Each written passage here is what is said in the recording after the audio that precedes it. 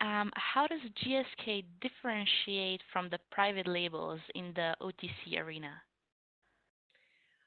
The core of our brands is the science that we bring. I don't know if you remember the first slide with the funny blue picture, but we look for unique technologies that are going to deliver superior benefits to the consumer, and that's how we differentiate. In Panadol, we have something what we call Optizorb, which actually disperses in the stomach faster, releasing the medicine faster, so you get the pain relief.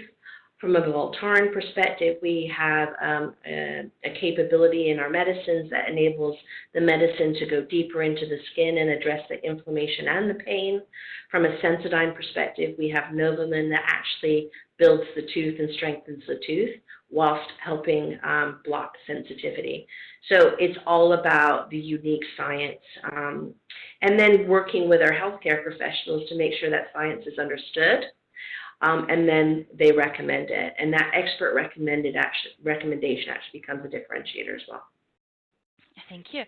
Next question is from Casey. How do you foresee this new era of digital and experiential shopping impacting the private label challenge?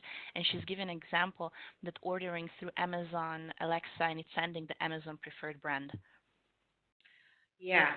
That is a very good question. Again, I don't think we've necessarily cracked it. Amazon's releasing their, I think it's Basic Care. They're even 46% cheaper than the other retailers' private label. You know, Amazon as a brand is trusted. So it really goes back to, do we have the differentiated science, and are we delivering in a superior way the benefits to the consumer in a way that meeting the needs that they have. That's why innovation is the first thing in our key priorities, right? Innovation, performance, and trust. We have to continue to innovate. Thank you. Next question is coming from Nero, asking, how are product development decisions driven from the marketing teams or from R&D?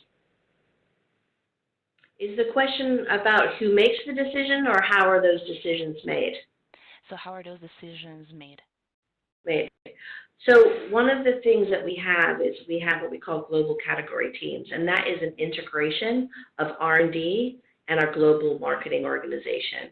And they work hand in hand because essentially we need to make sure that we're very clear on what the insight and the need is that we're trying to solve. R&D has to find those solutions, but marketing needs to make sure that we're delivering against the original need and that can bring it to market in a commercial way. So I would say it's actually a joint decision as to what products are viable, which ones are going to go to market.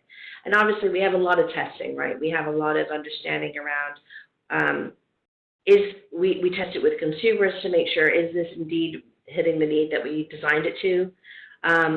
Is it worth a value that actually makes it commercially viable for us? Is it going to bring incremental value to the categories? Is it bringing in new people, or is it helping people trade up so we actually have category growth? So there's a lot of different factors that we go in, and we have a very clear process and stage and gate process that we use to evaluate the evolution of our innovation as we go. So we may have quite a lot at the beginning of the funnel, and at the end we have, you know, much less than that, but they're viable and ready to go. Thank you. Next question is coming from Natasha, seeing how, clearly you are passionate about commercial era. So did you always know you wanted to be in consumer excellence space, or did you move here from another commercial area? It's a really great question. I love business. I knew that. And sales, I started in sales in Los Angeles, California. I was a rep at 120 stores, schlepped my sales bag around building displays and cutting in distribution. And it really is something that I've loved. And I've had 19 roles in the 25 years I've been here, and they've been mostly customer facing. So for me, it has been a passion point for me. What I like about it is that you can see the output and the impact of the work that you do day in, day out. You are extremely externally facing, so you are really close to sort of what's happening in the world, and you can bring that back to your organization to influence it, to be even better and more competitive as you go out. And I think engaging with retailers just make you a stronger business person as well. So it's afforded me an opportunity to continually evolve and learn, always being challenged. And yeah, it's from the beginning. It's been a bug.